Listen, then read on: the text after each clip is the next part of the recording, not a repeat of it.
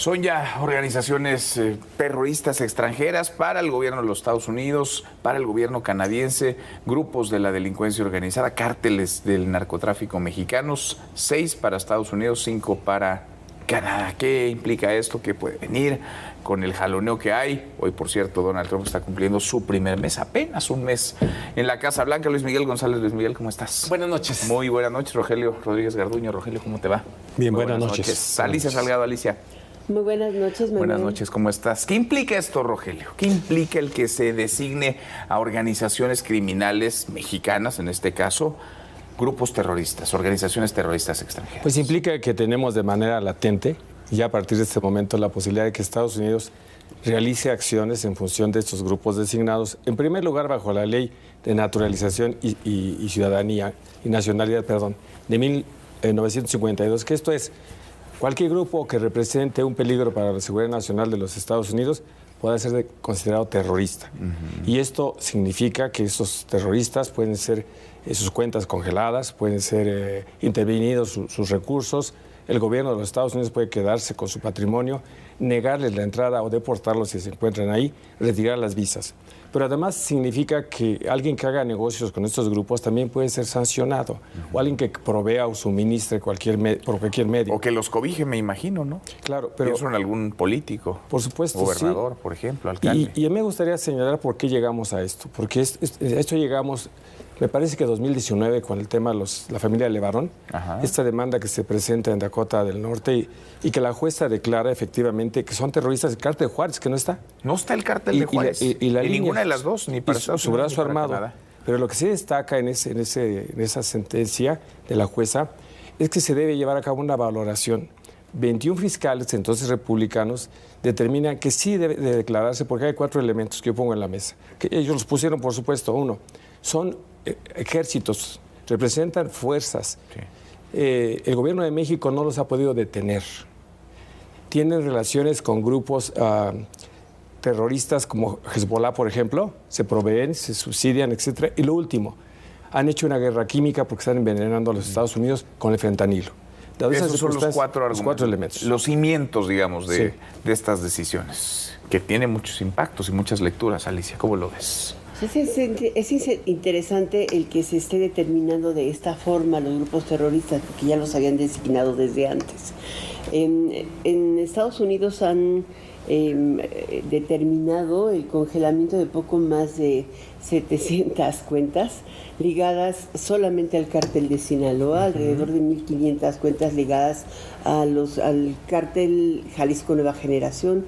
O sea, a veces son personas de carácter, o detienen personas que parece que no tienen un gran proceso, que porque llevan medio kilogramo de cocaína o de fentanilo, o sea, las cantidades a veces que parecen muy pequeñitas. Sin embargo, el congelamiento de cuentas a empresas es aproximadamente son 10,000 las que tienen congeladas de acuerdo con los datos de la Unidad de Inteligencia Financiera de México. Entonces hay un sistema de cooperación que ha permitido congelar cuentas no solamente de estos individuos, sino también de empresas. Estos individuos se mueven con mecanismos de transferencias, pues yo creo que sofisticadas. Algunos dicen que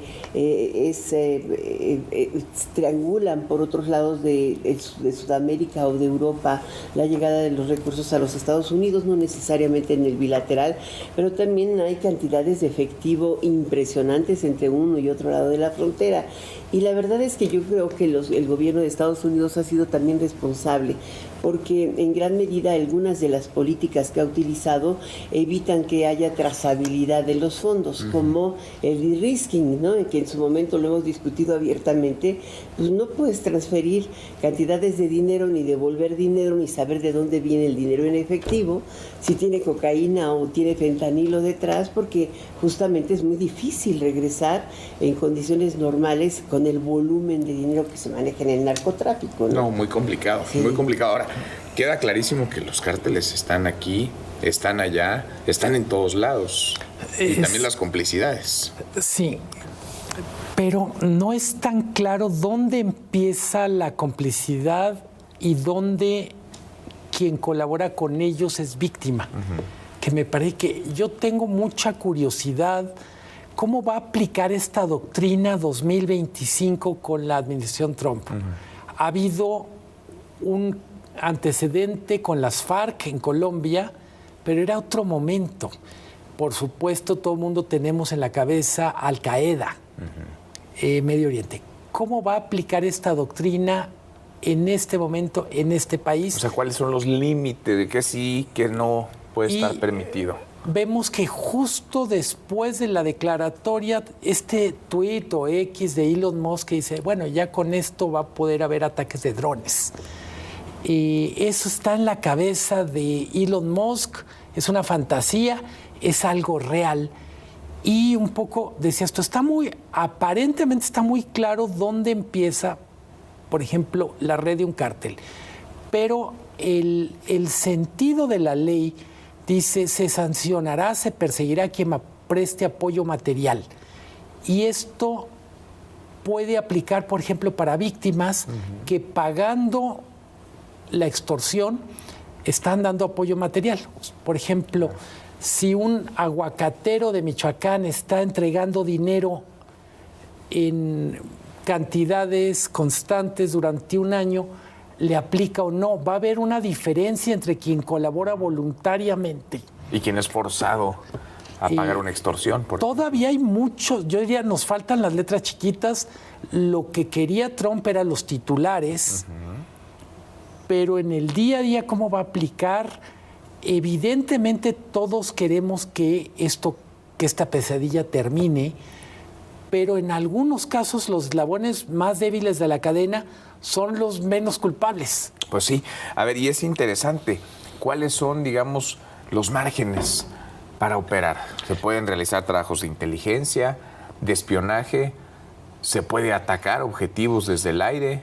Fuera del espacio aéreo mexicano, dentro del espacio aéreo mexicano, ¿qué se puede? Se ha podido. El caso de Álvarez Machain, esas extracciones de Sonoarse, más recientemente el Mayo Zambada. Sí. Evidentemente lo han podido hacer. Ahora el tema es que lo han hecho legal, porque al emitir esta orden ejecutiva y el Departamento de Estado al validarlo, y si el Senado no se opone, que no se habrá de oponer, entonces esto se le quita el velo, se descubre, y entonces no dudemos que pueden llevar a cabo extracciones. No dudemos que ya lo están haciendo con drones, con esas aeronaves no tripuladas, muy sofisticadas para identificar objetivos y probablemente hacer operativos quirúrgicos. Ahora, frente a eso, que ellos pueden hacer, porque lo han hecho, ahora lo legalizan, ¿qué debe hacer México? La presidenta presenta una iniciativa de reforma al artículo 40 de la Constitución y al 19, donde dice en el 40 que la soberanía del territorio mexicano habrá de constituir un delito, lo vincula con el 19, artículo 19, prisión preventiva para que lo haga nacional extranjero y la máxima pena. Entonces se señala ahí que no debe intervenir ningún gobierno. ¿Qué significa? Que la presidenta está consciente de que puede ser, por eso da ese mensaje, que si tú lo haces, yo te voy a castigar. Entonces habla de que la cooperación no es tan fuerte. O sea, es una posibilidad que no podríamos descartar. Ya está sucediendo. ¿Ataques? Los sobrevuelos. ¿Presencia de tropas de Estados Unidos en México? ¿De agentes? Las agentes sí, por cooperación y por modo fáctico. Las tropas me parece que fueron de otro tiempo, ahora es más sofisticado. Alicia. Es ni tan sofisticado, ¿no?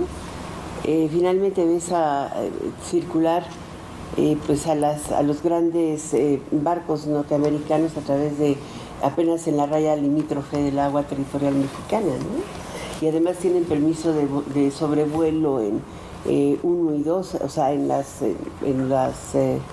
libertades 1 y 2, pueden volar y transitar por el territorio mexicano a 30,000 pies saliendo de algún lugar y llegando a los Estados Unidos, y lo hacen por territorio mexicano. O sea, a mí me parece que hay muchas cosas que se hacen y hay muchas otras que se deben de contener. De verdad, la iniciativa de la presidenta me parece sorprendentemente buena, porque no teníamos esta alternativa en la Constitución, que dice, si tú intervienes, si tú haces algo en territorio nacional, estás violando mi soberanía. Y lo ratifico en la Constitución. Y seguramente mañana va a pasar en fast track, en ambas cámaras. Y además incorporo la penalización. Sí. Tipifico el delito y lo llevo a la máxima pena. Esta posibilidad es una respuesta muy dura, porque le estás diciendo, si tu agente de la CIA desde la embajada se mueve y yo lo detecto o lo determino, o haces algo que viole mi soberanía. A mis espaldas, que viole mi soberanía. ¿Qué te parece si vamos cooperando?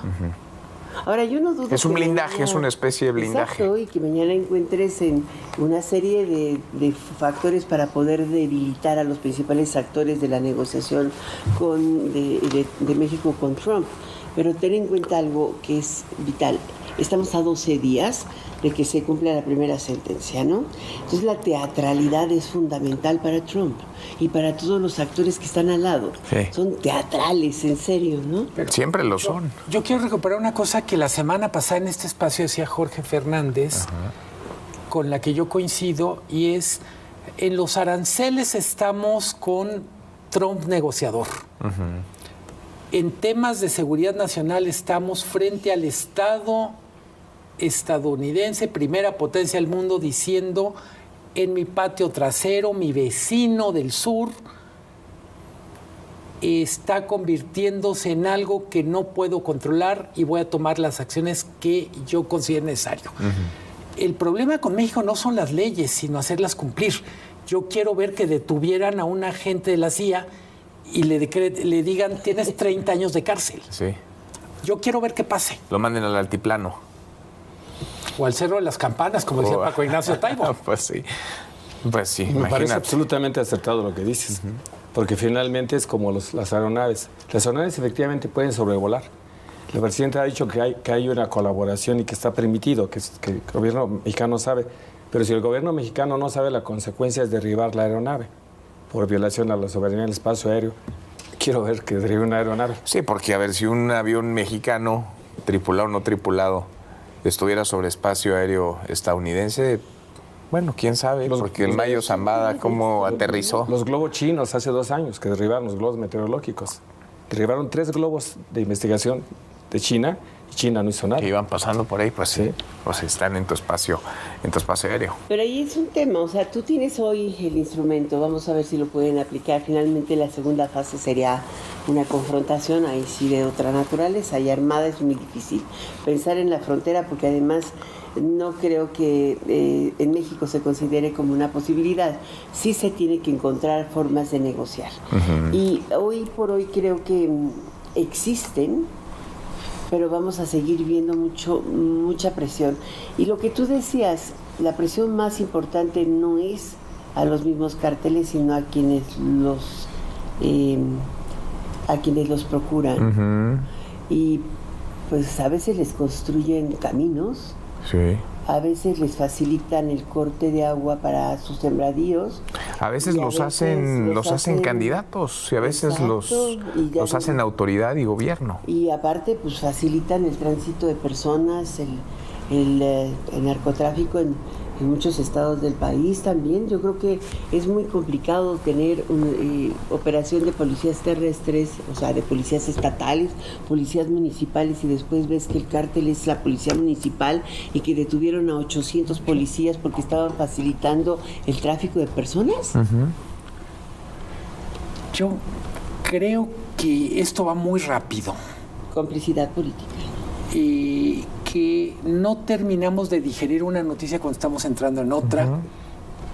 Yo traté de entender qué había pasado hoy en las reuniones en Washington. La información generada es muy poca.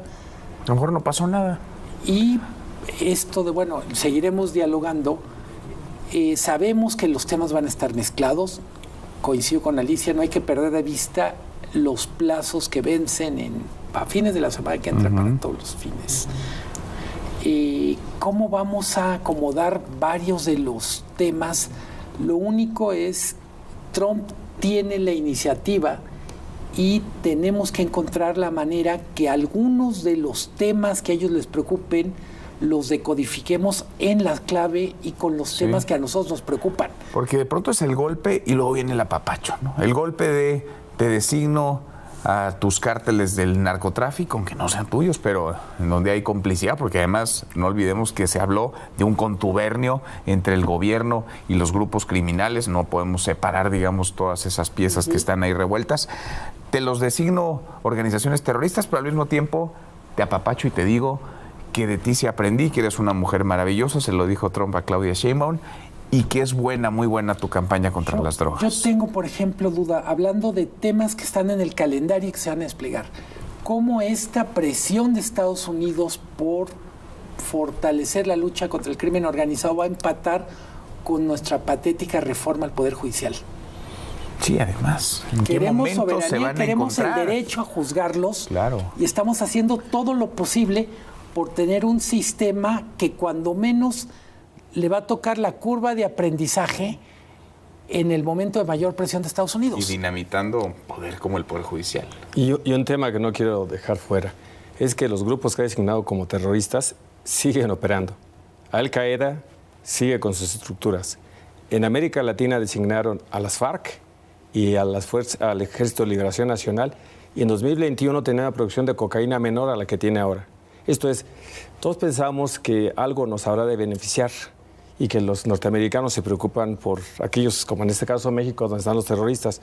Las estadísticas dicen que no. Lo que están legitimando, insisto lo que dije al principio, frente a sus propios electores, frente al discurso interno de los Estados Unidos, para decir estoy atacando, estoy defendiendo la democracia, la soberanía norteamericana, pero en realidad no van a hacer acciones para mejorar nuestra situación. Esa nos toca a nosotros. Y lo que debemos hacer es fortalecer justamente nuestro esquema interno, que es lo que no hemos hecho en los últimos años. Sin duda. Y para no ir más lejos, ahí está el aplauso, a propósito de papachos, de la embajada estadounidense hoy a las operaciones en Sinaloa del gobierno mexicano, del Gabinete de Seguridad. Cooperación, ¿no? Ahí sí. Claro, claro. Ahí sí. Alicia, gracias, muchas gracias. Rogelio, gracias. Luis Miguel, gracias. Hasta mañana, pásenla.